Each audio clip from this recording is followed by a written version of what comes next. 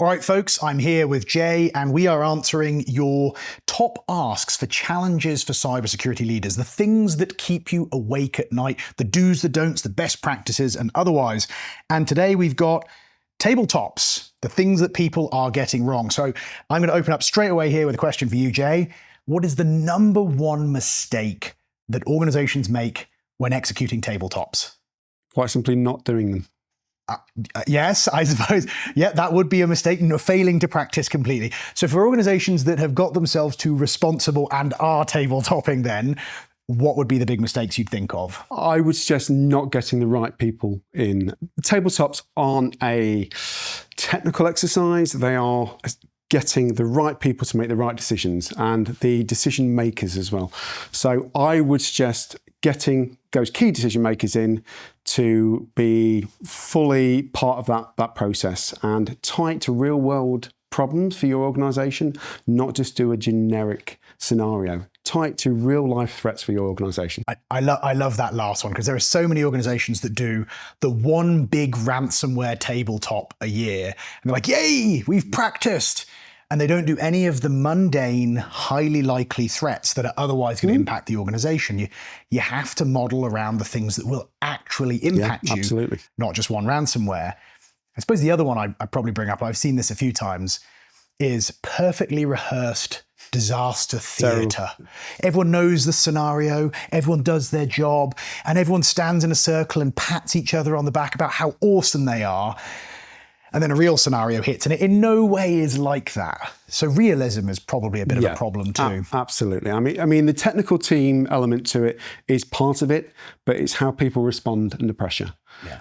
And I think it's easy enough to show how we patch systems, but you can't patch people's panic in that sort of situation. So definitely putting people through the rung of it to show what will happen when those scenarios kick off. I think that's the most valuable aspect of it, and not just doing that compliance tick box exercise, which it's been treated like in the past, unfortunately. Yeah, it's with tabletops becoming more table stakes. Yeah, I see what I did there. Love it. It is easy to kind of treat it as a tick box thing. I suppose the other little practice I bring out here, and then spoiler alert, I'm going to ask you for one piece of advice at the end to finish this off. It's this challenge that people will go through the exercise, they'll do the work, they'll congratulate each other and fail to drive actions. They don't write the report, they don't criticize themselves, they don't follow up on it and make sure the organization applies the changes across the teams. So you feel good about doing a tabletop, but you're no more ready. In fact, you mostly just wasted a bunch of people's time to make yourself feel better. So look, Jay, we've got to wrap this up here. Yeah, lots of advice in there already on what to not do. If you were going to put one thing on the radar for security leaders to think about next year when it comes to tabletopping, what would that one thing be?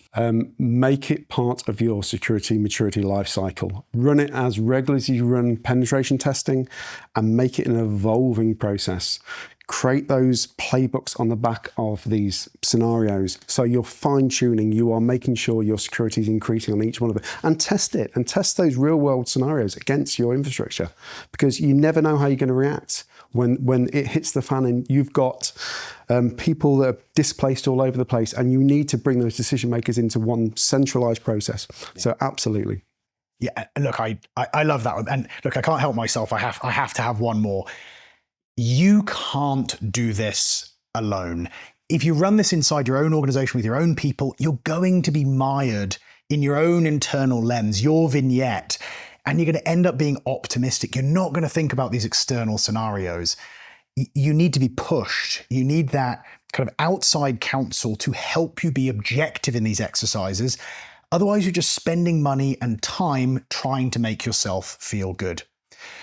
So look, Jay, I think we've solved best practice for tabletops, probably absolutely. world peace as well at this point. But if you do have any questions, if you'd like to clarify and ask more, our man here, Jay, you'll find his contact details attached. Make sure you ask him something really difficult for me.